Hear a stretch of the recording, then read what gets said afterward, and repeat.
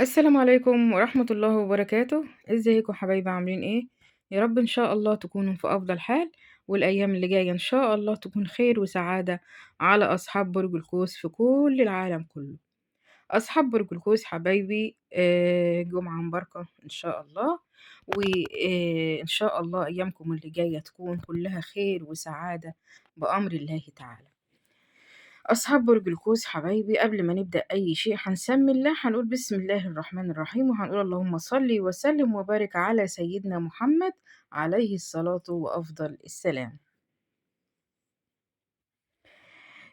هنشوف النهاردة بعض التوقعات، أتمنى إنها تكون توقعات إيجابية وفي نفس الوقت تكون خفيفة على قلبكم الجميل.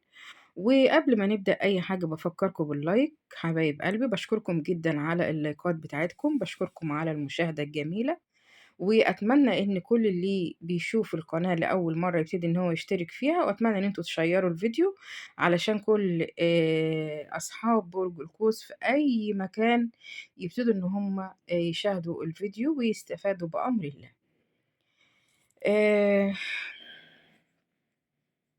النهاردة إن شاء الله هنشوف إيه الأخبار معاك يا برج القوس، هنسمي الله.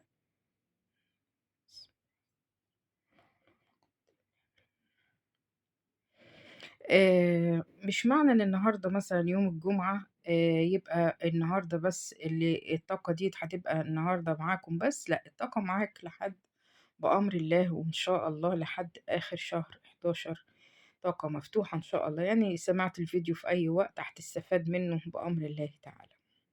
كل سنة وأنتم طيبين، بمناسبة طبعًا عيد ميلادكم، آآ يعني باهنّئ كل أصحاب برج القوس بأعياد ميلادهم. إن شاء الله ربنا يحقق لكم كل اللي انتوا تتمنوه بأمر الله.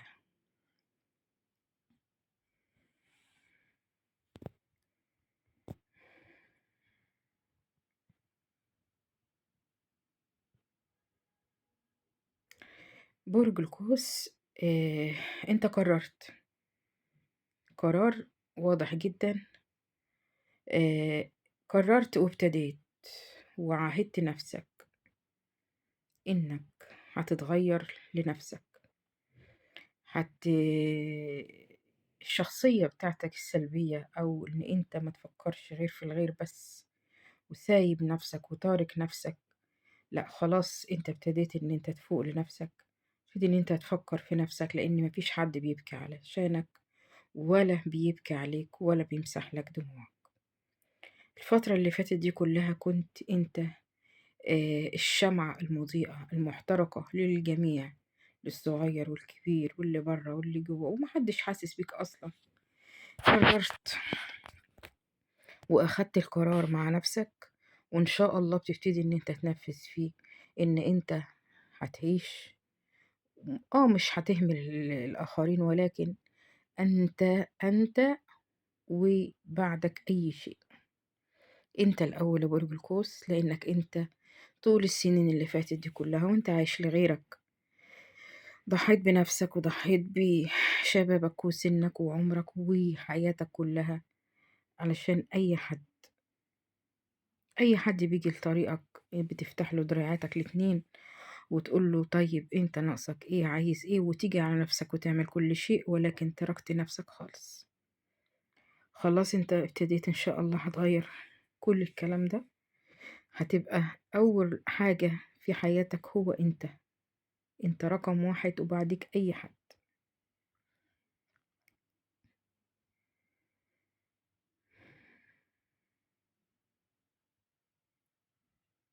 ممكن الشريك أو الحبيب اللي أنتم بينكم مشكلة أو مشاكل أو بُعد أو كان بينكم حتى مكالمة تليفون ظهر على حقيقته في المكالمة ديّة وقال لك يمكن كلمتين عمرك يمكن ما كنت تتوقعهم، جرحك جدًا، جدًا. يعني في جرح بينكم، الحقيقة هو هانك بكلام معيّن، طبعًا الكلام ده جرحك وخلّاك إن أنت تعيد حساباتك و تبتدي إن أنت تنظر للحياة بنظرة تانية خالص. قررت قررت البُعد حتى لو جالك، لو بكى على عتبتك، لو هو يعني طلب منك السماح، أنا باقول لكم وأنتم حرين، أنا باقول اللي أنا شايفاه. حتى لو عمل كده ما تسامحوش، لأنه جاي بغدر أكتر، جاي بغدر أكتر، جاي بنية مش حلوة خالص. يعني الضمير مش صافي، النية مش حلوة. هو عمال بيستغرب جدا ان انت مش محتاج له، ان انت كنت بتدوس على نفسك في حاجات كتير علشان احتياجك لشيء معين، يمكن علشان يعني كان متكفل بمصاريف ليك او بحياة يعني تانية او بينكم اي حاجة تانية. المهم انت استغنيت عن كل ده بإرادة الله. يعني هو دلوقتي في حيرة، إزاي أنت مش محتاج له، إزاي أنت ما دوّرتش عليه زي كل مرّة، إزاي أنت ما يعني ما اتحايلتش عليه إن هو يرجع لك زي كل مرّة، ولكن النُقط اتحطّت على الحروف واحتكم الأمر خلاص عند برج القوس. شخصيتهم الجميلة اللي هي عمرها إن شاء الله ما تتهز أبدًا، لازم تقف وقفة جامدة جدًا مع شريكك أو حبيبك ده، لإنه زاد فيها جدًا. معانا طاقة برج الميزان طاقة هوائية، الجوزاء برضه، ممكن الحوت والجدي.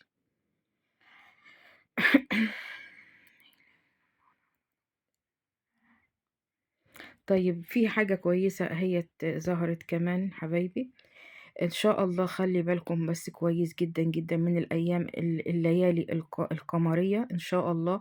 ممكن يبقى شهر 12 أو شهر 1، خلّي بالكم من الليالي القمرية، لإن إن شاء الله الليالي القمرية اللي بتبقى 13 و14 و15 من كل شهر، هيحصل إن شاء الله بعدها ممكن شهر 12 أو شهر 1 بأمر الله.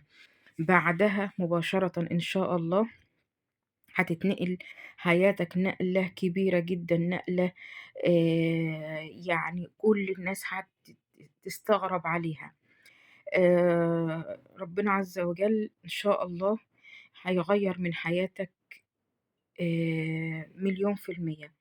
هيبقى عندك أموال لا حصر ليها إن شاء الله، هتبقى صاحب عِز وجاه وباسم، آآ هيبقى ليك اسم تاني، هيبقى ليك اسم تاني يعني معروف بين الناس. أنت باسمك بس، ولكن في زيادة، في زيادة هتكون على اسمك، يعني اسم أنت كنت بتحبه، كان يعني أنت في اسم كده أشخاص معيّنة بس هي اللي عارفاك بيه. لأ، بعد كده الاسم ده هيتشهر جدًا، جدًا، هيبقى معروف جدًا، جدًا، هيتنادى عليك بالاسم اللي أنت بتحبه ده، ماشي. هتبقى ليك يعني ليك شأن عظيم، ليك شأن عظيم بأمر الله بعد الليالي القمرية دي، يا إما في شهر 12 يا إما في شهر 1 بأمر الله تعالى. هتتغيّر كل حياتك، هتتفتح كل الأبواب قدّامك بأمر الله، بأمر الله. ليك حياة تانية خالص هتبتديها، يعني عمرك اللي فات ده كوم واللي جاي ده حاجة تانية خالص.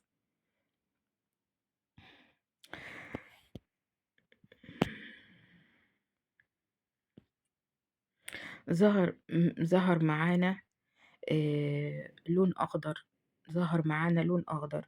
طيب اللون الأخضر هيكون عندك فتح لشنطة لونها أخضر أو فيها علامة خضرا. المهم إن أنت هتفتح الشنطة دي خلال 15 يوم بأمر الله. الشنطة دي هتيجي لك أو أنت هتعثر عليها أو هتكون عندك وهتفتحها أو هتكون حاططها مثلًا في مكان معين أو في بنك، أو المهم يعني فيها شيء لونه أخضر أو هي لونها أخضر أو علامة فيها لونها أخضر بأمر الله. عندك سفر، أنت هتحاول إن أنت تسافر، عايز تخرج من اللي أنت فيه، عاوز تنسى حاجات كتير، عايز تغيّر جو، عايز نفسيتك ترتاح شوية، هتسافر لحد يعني ما بينك وبينه تليفون يمكن. هي يعني هي دولة يعني أوروبية. أنت هتسافر لدولة أوروبية، يعني مكان أوروبي. في مرتفعات عالية جدًا، في حاجات يعني فيها مرتفعات كده، فيها حاجات مكان يعني مرتفع كده، هتزور مكان مرتفع جدًا، هتقضّي هناك يعني هتقضّي هناك فترة هييجي لك فيها حظ، هييجي لك فيها حظ. المكان اللي أنت هتسافره ده هو مكان بعيد، يعني بعيد جدًا، هييجي لك فيها حظ أو ورقة حظ، أو هي في مكتوب حظ، يعني في كلمة، حرفين حظ إن شاء الله. طيب في ملك إن شاء الله هيظهر لك، في ملك إن شاء الله هيظهر لك، ما تخافش خالص. الملك دوّة